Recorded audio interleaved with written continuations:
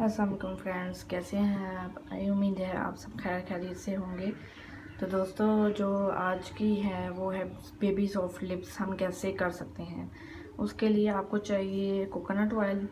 आप कोई किसी भी ब्रांड का ले सकते हैं। कोकोनट ऑयल चाहिए, फिर थोड़ा सा शहद चाहिए, हनी चाहिए और थोड़ी सी चीनी शुगर चाहिए आपको।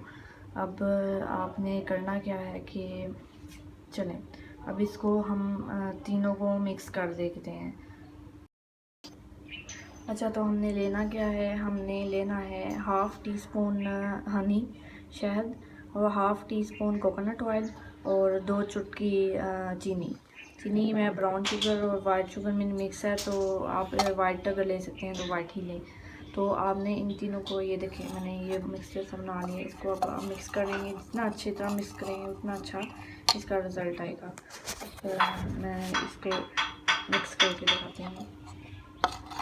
इसको आप अच्छी तरह मिक्स करेंगे।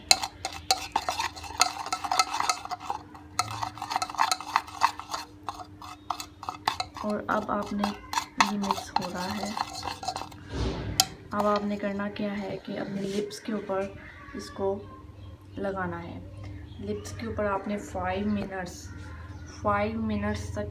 मिनट्स तक आपने अपने लिप्स पर इसको मलते रहना है, इसको करते रहना है लिप्स के ऊपर।